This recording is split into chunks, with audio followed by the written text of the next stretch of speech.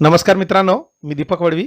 मित्रांनो, आजच्या या व्हिडिओत आपण पाहणार आहोत शाळा गुणवत्ता मूल्यांकन आणि आश्वासन आराखडा सन 2026 करता आपल्याला स्कॉपची माहिती भरण्यासाठी वेबसाईट सुरू करण्यात आलेली आहे.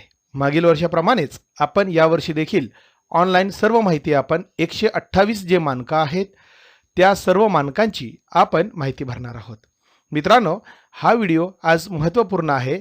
या व्हिडिओमध्ये स्कॉप संदर्भात किंवा शाळा गुणवत्ता मूल्यांकन आणि आश्वासन आराखडा संदर्भात बऱ्याच मित्रांनी मेसेज करून विचारलेले आहे. स्कॉप संदर्भात शाळेत कोणत्या प्रकारचं रजिस्टर किंवा दप्तर आपण मेंटेन करू शकतो.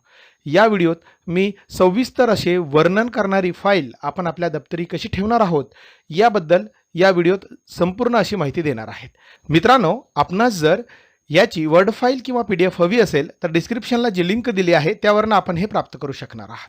या ठिकाणी फोटो देखील आपण लावू शकणार आहात आणि सर्व माहिती या ठिकाणी मी डिटेल देण्याचा प्रयत्न करणार आहे. ठिकाणी आपण बघू शकतो या पद्धतीने मी स्कॉपचं हे शाळेचं कव्हरिंग लेटर तयार केलेलं आहे. या ठिकाणी आपण आपल्या शाळेचं नाव टाकून घ्यायचं आहे. मुख्याध्यापकांचं नाव देखील आपण या ठिकाणी टाकू शकणार आहात. पहिलं मानक जो दिलेला आहे त्या मानकनुसार मी थोडक्यात वर्णन करण्याचा प्रयत्न केलेला आहे. या ठिकाणी मानक क्रमांक 1 आहे आणि त्याच्यामध्ये 1.1.1 हा मुद्दा आपल्याला देण्यात आलेला आहे. जसं मानक क्रमांक 1 मध्ये आपल्याला देण्यात आलेला आहे मुख्याध्यापक आणि शिक्षक अभ्यासक्रमाशी निगडित दस्तऐवज आणि NCERT SCERT संदर्भात साहित्याशी परिचित आहेत का. फार महत्त्वाचं असं हे पहिल्या मुद्द्यामध्ये विचारलेलं आहे.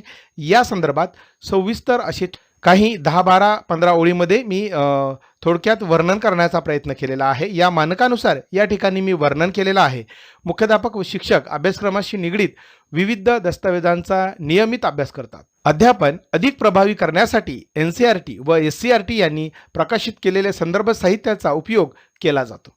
मुख्याध्यापकांच्या मार्गदर्शनाखाली शिक्षकांनी नवीन अभ्यासक्रम व शैक्षणिक बदलांची माहिती दिली जाते.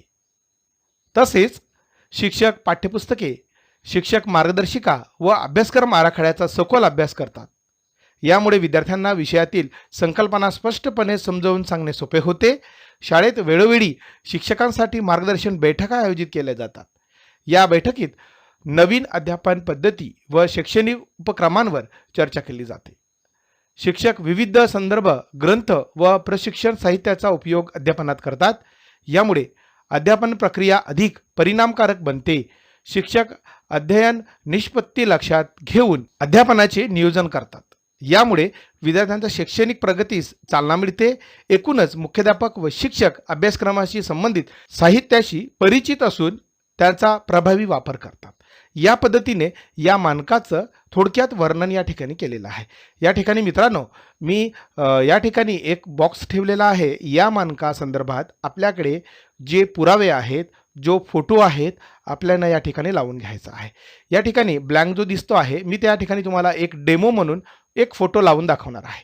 हा जो बॉक्स आहे या बॉक्सला क्लिक केल्यानंतर या ठिकाणी आपण बघू शकतो या बॉक्सला मी क्लिक केलेलं आहे. राईट क्लिक केल्यानंतर मित्रांनो या ठिकाणी अनेक असे ऑप्शन्स ॲक्टिवेट होतात. या ठिकाणी आपल्याला वरती आपण बघू शकतो या ठिकाणी सेप फिल या नावाचं आपण कलर भरण्यासाठी हे ऑप्शन वापरतो. मित्रांनो, व्यवस्थित हे पाहून घ्यायचं आहे कारण की बऱ्याच मित्रांना या संदर्भात शंका निर्माण होत असते. या ठिकाणी कलर भरण्याचं जे ऑप्शन आहे त्यावर आपल्याला क्लिक करून घ्यायचं आहे. क्लिक केल्यानंतर या ठिकाणी खाली आपल्याला 2 नंबरला पिक्चर याचा ऑप्शन आपल्याला या ठिकाणी दिसत आहे. या पिक्चरला क्लिक केल्यानंतर हे आपलं डेस्कटॉप आपण या ठिकाणी ओपन होणार आहे. या ठिकाणी मी एक फोटो सिलेक्ट करून घेतो आणि तो फोटो या ठिकाणी इन्सर्ट करून घेतलेला आहे. मित्रांनो, आपण या ठिकाणी बघू शकतो हा फोटो या आकारामध्ये या शेपमध्ये पूर्णतः फिल झालेला आपल्याला दिसत आहे. एक मुद्दा क्रमांक मानक क्रमांक 1 साठी आपण याचं जो पुरावा असणार आहे तो पुरावा या ठिकाणी आपल्याला हा फोटो लावून घ्यायचा आहे. त्याच्यानंतर आपल्याला या ठिकाणी स्तरनुसार आपल्याला गुण या स्कॉपमध्ये मिळत असतात. स्तर 1 साठी म्हणजे प्रारंभिक याच्यासाठी 1 गुण असतं, प्रगतशील याच्यासाठी 2 गुण असतं आणि स्तर 3 साठी प्रगत आहे याला 3 गुण असतात आणि स्तर प्रवीणसाठी 4 गुण आहे.